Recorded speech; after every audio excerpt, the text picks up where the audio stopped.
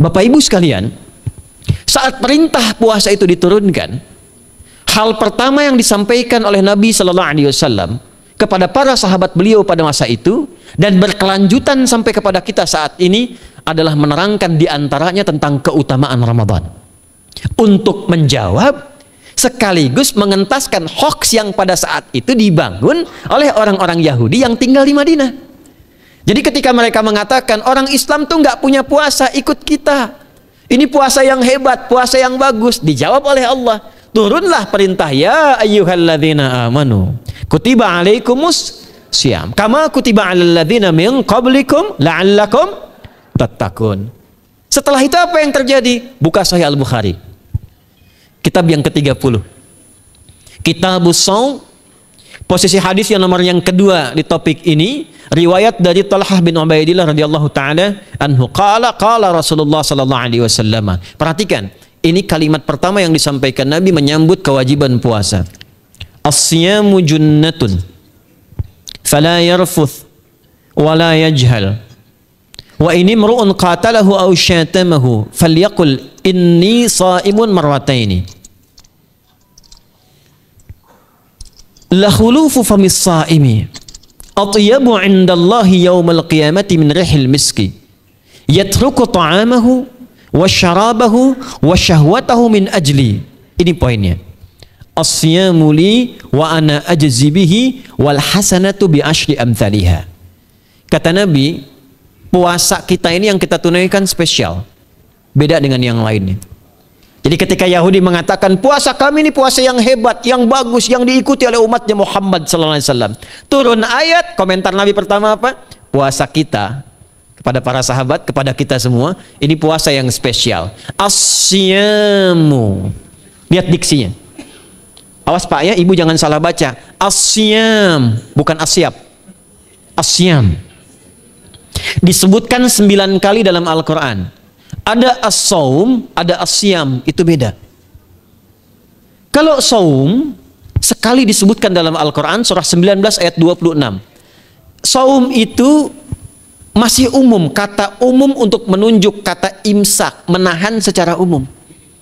Bisa berarti puasa yang ada ketentuan aturan, bisa berarti menahan secara singkat, apa saja yang bersifat menahan, itu saum namanya. Contoh Sayyidah Maryam misalnya, beliau masih makan. Ya, ayat 24, 25 itu masih makan. Goyangkan pohon kurma, jatuh kurmanya, makan kurmanya. Mau minum, ambil airnya, minum. Masih makan, masih minum. Cuman diminta untuk saum. Apa saumnya? Inni nadhartu lirrahmani sauma falam ukallimal yauma insiya. Jangan bicara pada siapapun.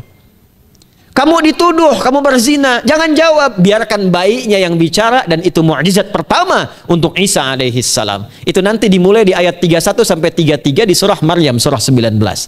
Tapi beliau diperintahkan saum. Saumnya apa? Jangan bicara. Jadi kalau bapak masih makan, masih minum, cuman nggak mau bicara dulu sama ibu, itu saum. Mau kemana, Bi? Kok nggak jawab? Kenapa nggak bicara? Sedang saum. Saum apa? Nggak mau bicara sama mama. Itu bicara. Contoh. Itu saum. Kalau siam, 9 kali disebutkan dalam Al-Quran, itu khusus, spesifik. Ada aturannya, ada ketentuannya, nggak boleh sembarangan, nggak bisa kemudian seenak kita melakukannya, ada ketentuan yang dibuatnya, dan itu harus diikuti. Begitu diikuti, maka keagungan dan keistimewaan ibadah itu akan dilekatkan pada pelakunya. Dan menariknya, perintah puasa itu ketika turun ayatnya Al-Baqarah 183, kalimatnya bukan menggunakan saum tapi siyam. Ya ayyuhalladzina amanu kutiba alaikumus. Nah, kata Nabi, asyamu junnatun. Kalau benar puasa kita ini, kita tunaikan yang Ramadan ini, maka dia akan melahirkan satu yang tidak ditemukan pada ibadah lain, yaitu junnah. Ada jinnah, ada jannah, ada junnah. Itu beda. Tapi semua katanya, itu hurufnya sama, cuma harokatnya beda. Coba lihat ya. Ada junnah, jinnah, dan jannah. Jannah artinya apa? Surga. Jinnah artinya apa? Jin. Jamak dari kata jin. Minal jinnati wan nas. Baik ya. Ada junnah. perisai.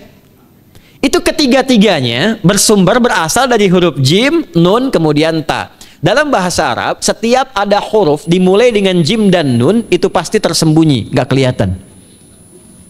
Saya ulang ya. Setiap ada huruf dimulai dengan jim dan nun, kalimatnya itu pasti nggak nampak, nggak kelihatan. Janin, kenapa disebut janin?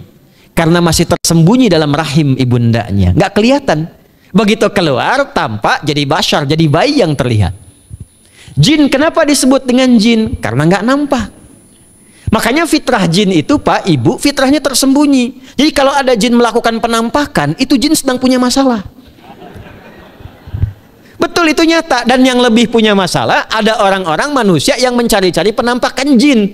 Itu sedang kurang sehat itu.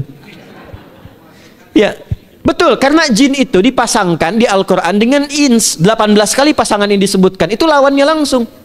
Jadi jin tersembunyi, ins nampak. Ins itu kelihatan, makanya makhluknya tampak. Jadi kalau ibu ada bapaknya pulang ke rumah sembunyi-sembunyi, itu bapak sedang menjadi bukan.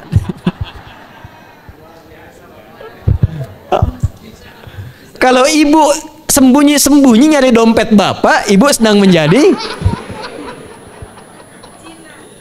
jin. Itu langsung pasangannya 3 itu. Ins itu seakar dari kata anisa, halus, lembut. Jin kasar, makanya disebut jin. Karena itu jarang ada orang kemasukan jin jadi lembut, tidak ada. Permisi mau ikut kajian sedang kemasukan jin, tidak. Kalau kata-katanya tidak meracau, tindakannya pasti kacau. Karena itu fitrah manusia itu pasti lembut. Kalau ada orang kasar, pasti ada yang salah dalam pergaulannya. Balik. Itu jin. Jannah, kenapa disebut jannah? Karena belum tampak sekarang. Makanya Nabi katakan mala ainun ra'at, nggak sama dengan yang seperti dilihat orang. Nggak kelihatan. Nanti kesuksesan tertinggi yang belum tampak disebut dengan jannah, karena belum tampak. Junnah itu perisai yang bisa langsung membentengi kita dari setan secara otomatis. Tapi nggak kelihatan. Karena itu kenapa ujung puasa disebut la'allakum tatakun itu dari kata takwa. Takwa itu dari kata wikoyah. Wikoyah itu artinya perisai. Nah, perisainya tidak tampak dalam diri kita. Tapi kalau terbiasa menunaikan ibadah puasa ini, kata Nabi, yang pertama kali akan terjadi pada orang yang puasanya benar, dia akan mendapatkan perlindungan berupa perisai dari Allah, hasil dari latihan puasanya yang dapat membentengi dia dari setan. Jadi ciri khas puasa Ramadan itu kalau sukses ditunaikan, itu akan terjauh dari godaan setan. Setan itu provokator yang memang hanya mengarahkan pada keburukan. Jadi dia nggak kenal benar. Lawannya malaikat. Malaikat nggak kenal salah, Pak. Nah, supaya terbentengi dari itu semua, kata Nabi SAW, kita itu dihadiahi sekarang oleh Allah satu ibadah yang kalau dilakukan ibadah itu akan mengakumulasi ibadah-ibadah yang lainnya, yang saat bersamaan dahsyatnya ibadah ini bisa menghadirkan junnah, perisai yang membentengi dari setan. Karena itu ketika dilakukan ibadahnya, saat yang bersamaan bisa ditahan maksiatnya, ditingkatkan amal solehnya. Setan kan ngajaknya pada yang salah kan? Malaikat ngajak pada yang soleh. Ramadan itu keutamaannya kalau sudah tiba Ramadan, itu selalu kita terdorong pada yang saleh dan tertahan untuk yang salah. Itu hebatnya puasa Ramadan. Kalau nggak percaya silahkan Pak Ibu sekalian. Cuman Ramadan yang saat datang waktunya bisa menghentikan orang berbuat maksiat. Nggak percaya cek. Orang yang punya sifat marah semarah-marahnya, itu saat Ramadan bisa berhenti marah. Buka jam 6 kurang seperempat ada yang provokasi. Dia bisa tahan marah tuh, istrinya bingung, tumben Pak nggak marah, ntar habis maghrib. Bisa ditahan. Orang dusta bisa nggak dusta. Dan saat yang bersamaan, teman-teman sekalian, Bapak Ibu, itu bisa terdorong berbuat meningkatkan amal soleh. Sekarang kita keluar dari sini, ada yang minta, belum tentu dikasih. Nanti Ramadan tiba, sudah nyatat berapa yatimnya, berapa du'afanya, amal soleh naik. Sekarang ada orang ketinggalan sholat fardu terlambat masih biasa. Ramadan ketinggalan sunnah itu gelisah. Betapa ibu-ibu para pejuang yang sangat luar biasa itu berjuang memperebutkan saf pertama setelah maghrib untuk menaruh sejadah. Ah, ini pelakunya nih. Tapi itu hebat, Bu. Saya tanya ibu kalau berjuang naruh sejadah setelah maghrib atau bahkan sebelum maghrib, itu sejadah disimpan di saf itu untuk ngejar sholat apa? Tarawih, bukan isanya.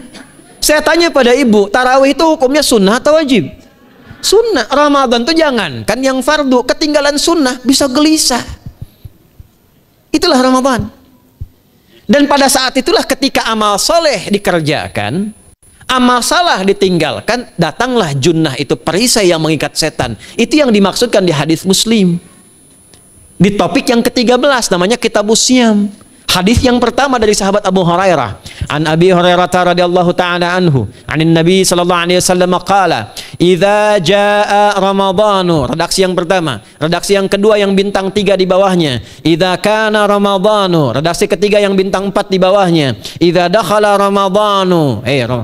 Muhammadiyah itu harus tahu dalil. Ya. Tahu dalil tuh, ya. Idza jaa Ramadhanu, idza kana Ramadhanu, idza dakhala Ramadhanu, futtihat abwabul jannati aw abwabur rahmati. Wa ghulliqat abwabun nari aw abwabu jahannam. Wa sulsilatis syayatinu aw sufidatis syayatin. Ini maknanya. Kalau Ramadan sudah tiba, kata Nabi, maka dibukakanlah pintu-pintu surga. Para ulama berbeda pendapat dalam tafsir tentang hadis ini. Pintu-pintu surga ada yang mengatakan real dibuka. Ada yang mengatakan dengan penafsiran metafor. Pintu surga itu pintunya lewat amalan. Ada 8 pintu surga kata Nabi dalam hadis yang lain, ya.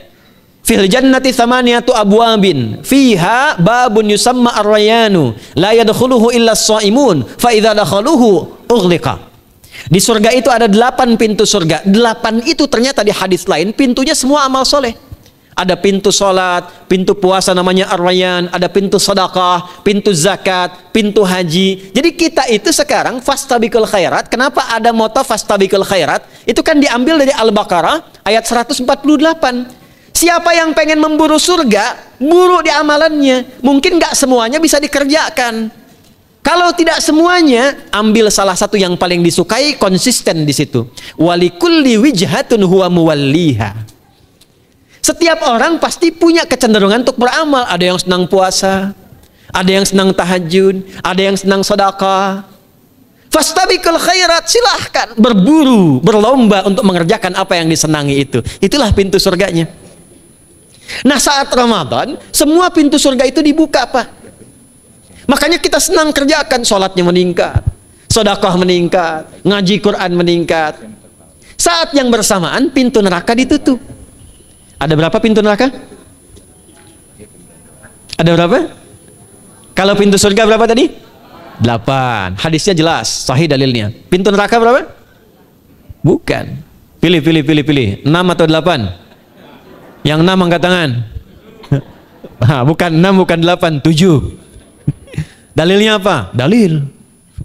Dalilnya Quran surah Al-Hijr, surah ke-15. Ayat ke-44. Surah ke-15 Al-Hijr ayat ke-44. Neraka ada 7 pintu. Dan dalam setiap pintunya nanti ada 19 malaikat yang menjaga. Alaiha tis'ata asyar. 7 pintu ini khusus Ramadan ditutup. Dan hati-hati, nama neraka itu ada 2 nanti. Neraka yang membakar, ini mungkin jadi baru informasinya bagi sementara orang. Neraka yang membakar dan neraka yang membekukan. Jadi ada 2 sifat. Saya ulang ya, neraka yang membakar dan neraka yang membekukan. Yang membakar disebut dengan Jahannam, yang membekukan disebut dengan Zamharir namanya. Zamharir. Jadi kalau ada orang masuk neraka, itu cuma 2 pilihannya, dibekukan atau dibakar. Jelas ya? Makanya kita dikasih pendahuluan, ada musim panas, musim dingin. Supaya merasakan, nih orang musim dingin nih pakai lapisan-lapisan baju, musim panas cari pendingin. Kamu sekarang cari pendingin, kata Allah, di neraka nggak ada AC. Kamu sekarang pakai berlapis-lapis, di neraka beku. Jahannam itu nama apinya. Jadi nar yang membakar itu nama apinya Jahannam. Jahannam itu nama apinya untuk membedakan dengan api yang ada di dunia dan api yang bahan bakarnya jin dan setan saat diciptakan. Setan itu dicipta dari api. Ya, setan kan asalnya dari iblis. iblis dari jin. Setan Al-Baqarah ayat 36. Dari iblis Al-Baqarah 34. Iblis dari jin, Quran surah Al-Kahf ayat 50. Kana minal jinni fa fasaqa an amri rabbi. Jin dari api yang menyambar-nyambar, Quran surah 15 ayat 27. Wal janna khalaqnahu min naris samum. Karena narnya narus samum, maka apinya mesti beda. Karena itulah nanti nerakanya yang membakar disebut dengan jahannam. Pintunya 7, namanya banyak. Ada sa'ir, ada lava, ada neraka hutamah. 7 pintu, besarnya disebut dengan jahannam. Khusus Ramadan tutup. Ramadan tutup. Wasulsilati syayatin. Setan itu dibelenggu, diikat rapat. Bagi orang yang mau puasa benar. Awas, hati-hati. Bagi orang yang mau puasa benar, karena itu kalimatnya asyamu junnatun. Kalau benar puasanya, metafornya amalan dia bisa mengikat setan. Tapi kalau puasanya nggak benar, tetap digoda juga. Makanya jangan heran, walaupun Ramadan tetap kotak infak ada yang hilang, sendal ada yang hilang. Karena puasanya bukan siam, puasanya saum. Sedangkan diksi Nabi yang mengatakan asyamu junnatun. Puasanya yang harus benar. Nanti kita belajar fikih setelah itu. Saya ingin pendahuluan dulu ya. Setelah itu apa yang kata Nabi katakan? Ini masih mukadimah ya kita ya. Ini luar biasa nih. Ya. Jadi keutamaan Ramadan itu dahsyatnya dengan puasa biasa. Kata Nabi, kalau orang benar puasanya, bebas dia dari setan. Bukan nggak digoda, Allah kasih benteng sehingga setan nggak tembus kepada dia. Itu satu. Itu keutamaan Ramadan. 2, teruskan dulu langsung ke ujung hadisnya saja ya. Kalau yang tadi nanti latihannya fala yarfus fala yajal, itu latihan. Yang kedua, Allah langsung yang mengatakan dalam hadis qudsinya, asyamu li wa ana ajzi bihi. Khusus Ramadan, kalau ditunaikan dengan benar, maka semua yang puasa itu aku langsung yang memberikan takaran pahalanya. Sekarang kita hitung-hitungan dikit ya. Bapak Ibu kan senang hitung. Tadi bangun aja kan dihitung kan? Ya, dapatnya sekian, berkurangnya sekian, ya usahanya sekian. Sekarang kita ngitung pahala nih. Ada rumus hitung pahala dalam Al-Quran. Ya, saya tanya sebentar. Kalau satu kita kerjakan ibadah, pahalanya berapa? 10. Dalil. Apa dalilnya? Quran surah ke-6 ayat 160. Man jaa baik bil hasanati falahu asyru amthaliha. Siapa yang melakukan satu perbuatan hasanah. Hasanah itu perbuatan baik yang bernilai pahala. Itu hasanah namanya. Pahalanya disebut ajrun namanya. Lahum ajrun ghairu mamnun. Jadi perbuatan baik yang bernilai pahala disebut apa? Hasanah. Ya, eksekusinya, implementasinya disebut amal soleh. Pahalanya, hitungannya disebut ajrun namanya. Jamaknya disebut dengan ujur. Di setiap poinnya disebut dengan ajrun namanya. Nah, orang yang mengerjakan perbuatan baik berpotensi punya nilai pahala, itu setiap perbuatan baiknya 10 kebaikan. Contoh kita sholat nih, sehari berapa waktu? 5. Berapa rakaat? 17. Al-Fatihahnya 18 atau 19 kali? 17 kali ya. Kalau 18 kali berarti subuhnya 3 rakaat. Nah, itu kan kalau kita buka hadis Muslim nomor hadis 162, saat Nabi dalam peristiwa setelah Isra itu ke Masjidil Aqsa, kemudian araja bina Jibril alaihissalam, Mi'raj, naik ke Sidratul Muntaha. Sidratul Muntahanya ada di surah An-Najm dari ayat 1 sampai 18-nya. Itu ketika menerima perintah salat pertama kali kan bukan 5, tapi 50. Turun kan Nabi kemudian ke langit ke-7, ketemu Nabi Ibrahim sedang senderan di Baitul Ma'mur, punggungnya senderan. Itu ada kisahnya di hadis Muslim nomor hadis 162. Kemudian turun lagi ke Nabi Musa. Nabi Musa itu kan tipikalnya senang, yang pertama agak temperamen, yang kedua itu senang mengomunikasikan sesuatu. Makanya ketika dengan Khidir alaihi salam itu senang, ya, kritisnya itu muncul kepada Nabi Muhammad ketika turun dari Sidratul Muntaha ke langit yang ke-6 itu ketemu Nabi Musa, ditanya, Muhammad SAW dapat apa tadi? Sholat. Berapa waktu? 50. Kamu tahu nggak? Umat saya itu kekar-kekar besar-besar. Segitu aja nggak kuat, apalagi umat kamu yang kayak kita sekarang nih. Minta lagi diskon sama Allah katanya. Naik tuh, minta lagi. Singkatnya 9 kali naik. Setiap naik dikurangi 5. 9 kali 5 berapa? 45. 50 kurangi 45 berapa? 5. Turunlah 5. Sampai 5 pun Nabi Musa masih komennya begini, minta lagi aja diskon. Kata Nabi, saya kurang enak lah, malu saya, sudah diberikan yang paling pokok 5, dan itu pun belum selesai. Dengan senyumnya kemudian, lihat ini indahnya, Setiap 5 itu Allah menetapkan, setiap satunya punya 10 nilai. Jadi kalau kita kerjakan 5 waktu dikali 10 berapa? 50. Itulah dahsyatnya umat Nabi Muhammad karena keutamaan nabinya. Walaupun 5, nilainya tetap setara dengan yang umat Nabi Musa 50 kali. Karena itu keutamaan Nabi Muhammad itu sangat luar biasa. Sampai nanti dipuji Allah oleh begitu tinggi. Sifatnya, rasanya di ujung surah At-Taubah itu. Akhlaknya di surah Al-Qalam itu. Dan karena kemuliaan ini kita dapat barakahnya. Percikan keberkahannya. Apa itu? Ketika Ramadan yang puasa-puasa lain standar. Puasanya umat Muhammad SAW, setiap puasanya itu pahalanya dilipat gandakan tak terbatas. Allah langsung menilai keikhlasan pada hambanya. Paling minimal kalikan 10 kali lipat lagi dari hari biasa. Wal hasanatu bi asyri amthaliha. Jadi kalau sekarang baca Quran sekarang ini, satu hurufnya berapa? Tahu dari mana? Ya, di At-Tirmidzi nomor hadis 2910. Man qara'a harfan min kitabillahi falahu asyru hasanat. Setiap ada orang baca satu kitabullah dengan syarat dia mukmin, muslim, baca satu huruf dari kitabullah, dapat 10 kebaikan. Satu hurufnya 10, Bu, Pak. Walam aqul alif lam mim harfun, saya tidak katakan kata Nabi alif lam mim satu huruf, walakin alifun harfun, lamun harfun, mimun harfun, wa likulli harfin asyru hasanat. Tapi alifnya satu huruf, lamnya satu huruf, mimnya satu huruf, setiap hurufnya 10 kebaikan. Saya kalau ada papan tulis, saya turunkan ini pakai syarah ilmu arud. Itu dahsyat lagi. Arud itu menuliskan apa yang dikatakan, bukan menuliskan simbol yang ditunjukkan. Jadi kalau kita bilang alif, tulis alif. Dan alif itu kan ada 3 huruf, hamzah, lam, fa. Hamzah berapa huruf? Tulis lagi hamzah. Itu baca Quran kalau ikhlas, pahalanya berlipat. Paling standar satu hurufnya 10. Dan hampir nggak ada orang baca Quran cuman satu huruf. Nun. Udah dulu 10 lumayan. Nggak ada. Pasti banyak itu. Dan Ramadan lebih meningkat lagi. Dan dikalikan 10 lagi, itu paling standarnya satu huruf 100, Pak, Bu. Makanya Ramadan tuh limpahan pahala. Rugi orang kalau nggak ibadah saat Ramadan itu. Nabi aja itu tadarusan Quran sekali khatam. Saat tahun meninggalnya 2 kali khatam untuk ngejar kemuliaan-kemuliaan, contoh bagi kita. Itu Ramadan. Jadi ini yang pertama menjadikan kita mesti sadar Ramadan beda dengan bulan biasa. Maka disampaikan oleh Nabi yang pertama ada pelipat gandaan pahala. Yang kedua ada perisai yang bisa menjauhkan kita dari setan. Yang ketiga, saya tutup mukadimahnya, yang ketiga, hanya Ramadan yang siang malam melahirkan ampunan Allah Subhanahu wa taala. Siang malam. Kita kalau mau nyari ampunan itu bisa kapanpun minta ampun. Tapi ada waktu-waktu yang sangat strategis dan tempat-tempat yang sangat efektif mempercepat mengabulkan doa. Contoh waktu misal sepertiga malam. Itu cepat terkabul doa, hadisnya qudsi. Di antara azan dan iqamah.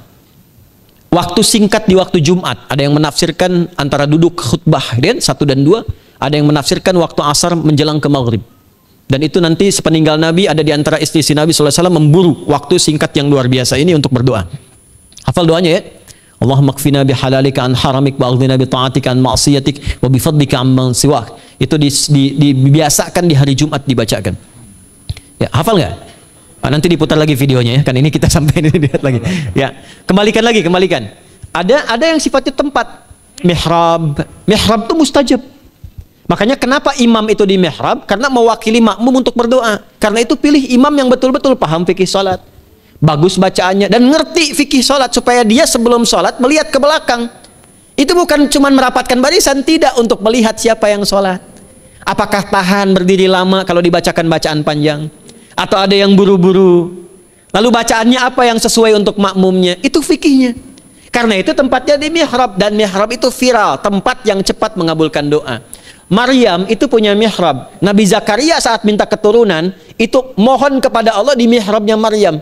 Ali Imran ayat 38-39. Hunalika da'a Zakaria rabbah qala rabbi habli min ladunka dzurriyyatan thayyibah innaka sami'ud du'a. Fanadatul malaikatu wa huwa qa'imun yusalli fil mihrab. Cepat terkabul doa. Masjid cepat terkabul doa. Tapi Ramadan itu menggabungkan semuanya. Nggak usah tunggu sepertiga malam. Siangnya diampuni, malamnya diampuni. Apa dalilnya?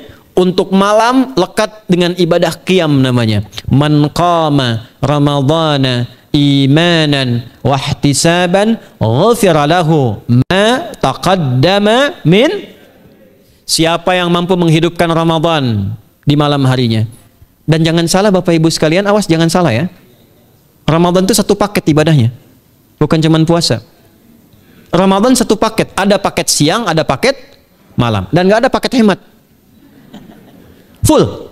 Ada siang, ada malam. Dan itu semua sama, cuma beda satu huruf.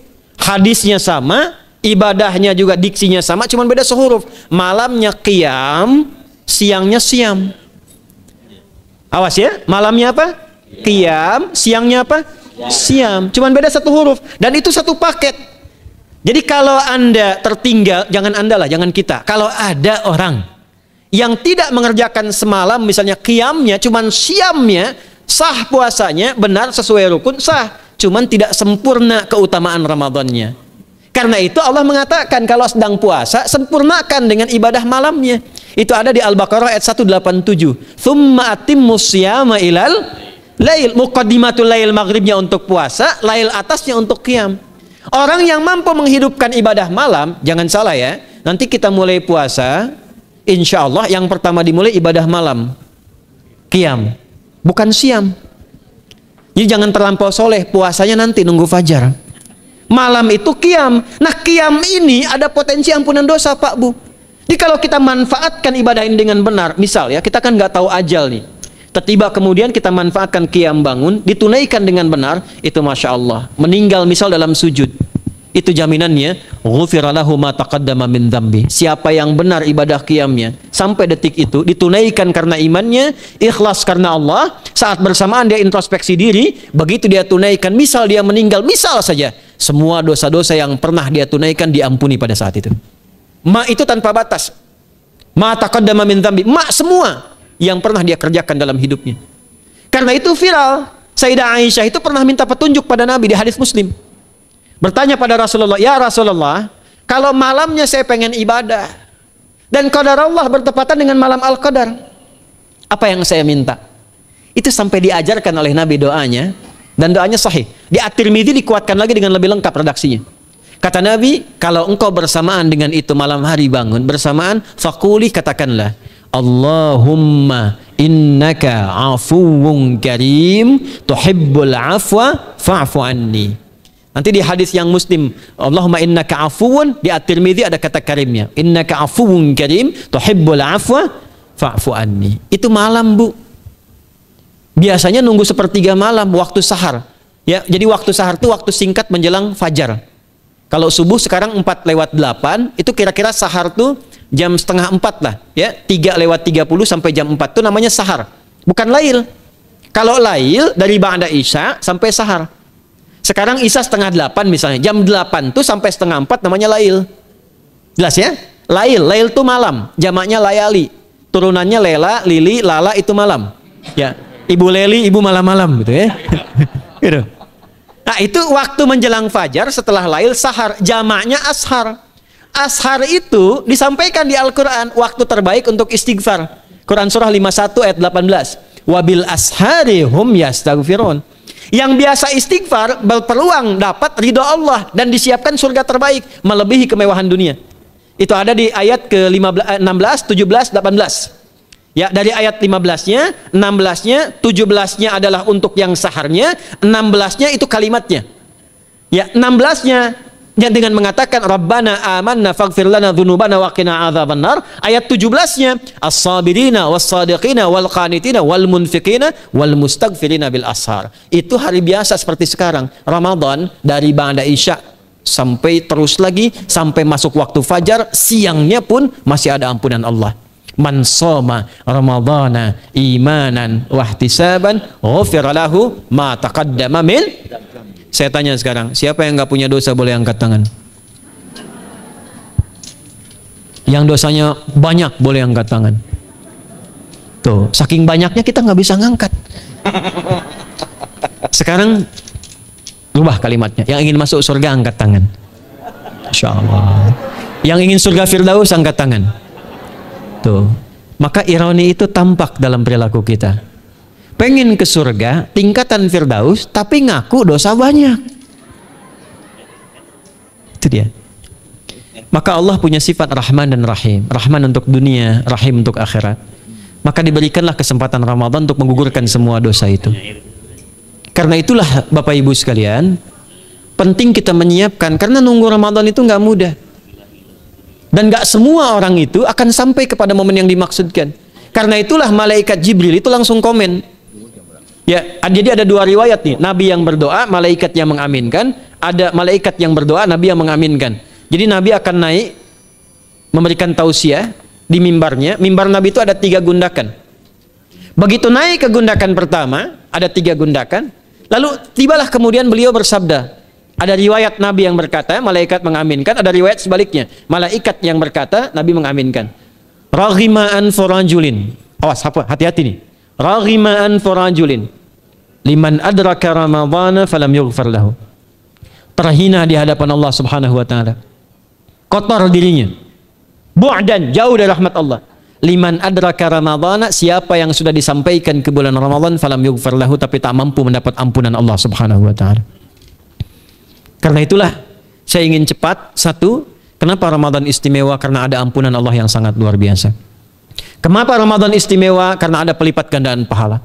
Kenapa Ramadan istimewa? Karena ada peluang untuk menjauhkan dari setan. Dan yang terakhir, Ramadan istimewa karena semua waktu siang dan malam mempercepat terkabulnya doa. Itu yang dijamin di ayat 186 dalam rangkaian ayat Siyam dari ayat 183 sampai 187. Ayat 186-nya khusus untuk mempercepat terkabulnya doa. Wa idza sa'alaka 'ibadi 'anni fa inni qarib ujibu da'watad da'i idza da'an falyastajibu li wal yu'minu bi la'allahum yarshudun. Tafsirnya apa? Hadis Nabi sallallahu alaihi wasallam, "Thalathatun la turaddu da'watuhum al-imamul 'adil was-sha'ima hatta yuftira." Wa da'watul mazlum. 3 golongan yang doanya sulit sekali ditolak. Yang pertama, imam yang adil. Yang kedua adalah orang puasa sampai berbuka. Dan ketiga, doa orang yang terzalimi. Jadi kalau Bapak Ibu pengen cepat dikabulkan doanya secepat kilat, maka jadilah pemimpin yang adil. Kalau belum mampu, latihan puasa. Kalau belum mampu lagi, banyak-banyak terzalimi. Dan berdoa. Ya. チャンネル登録お願いね。